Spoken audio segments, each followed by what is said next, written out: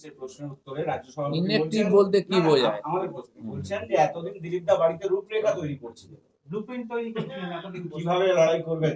ঠিক তারপরে সঠিক সময় ময়দানে নামলেন আপনি, এটাই সময় ছিল, আসল আমি সময়। ঠিক সময়ে নামি, আপনারা জানেন। এই ধরো, পার্টির যখন প্রয়োজন আছে তখন আমরা আছি। 13 তারিখে আপনি শ্রমিকরা একসঙ্গে দুর্গাপুরে সভা করছে। দুর্গাপুরের এমএলএ লক্ষণ ঘোড়াই কালকে এসেছিলেন, তিনি বলেছিলেন যে আমার ওখানে একটা সভা করতে হবে, তো মাননীয় শ্রমিকদা তাকে সময় দিয়েছেন। তো উনি আমাকে বললেন যে আপনিও থাকুন সঙ্গে, তো হয়তো আমি তার সঙ্গে থাকবো সেদিন। মাঠ জুড়ে তো খেলবেন, নির্দিষ্ট করে কিছু দায়িত্ব আপনার না, এখন নির্দিষ্ট নেই, দেরি আছে, প্ল্যানিং হচ্ছে।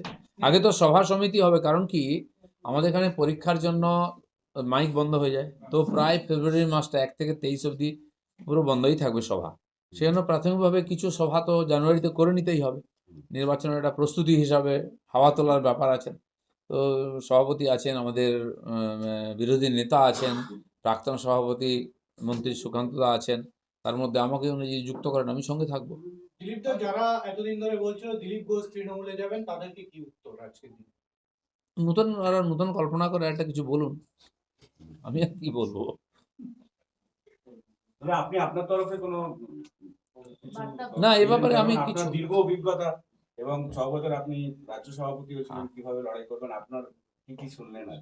না, সেই ব্যাপারে বর্তমান পরিস্থিতিতে কিছু পাল্টেছে, আমাদের কার্যকর্তাদের টিম পাল্টে গেছে, অনেক নতুন নতুন লোক এসছেন, তারাও পার্টির দায়িত্বের মধ্যে এসছেন, কিছু লোক পরীক্ষিত হয়ে গেছেন, কিছু নতুন লোক আছেন, সব মিলিয়ে কাজ হবে। তার জন্য কেন্দ্রীয় নেতারা আসছেন, এখানকার যে টিম আছে তারা বসে প্ল্যানিং করছেন, আমিও সেই টিমের মধ্যেই থাকবো।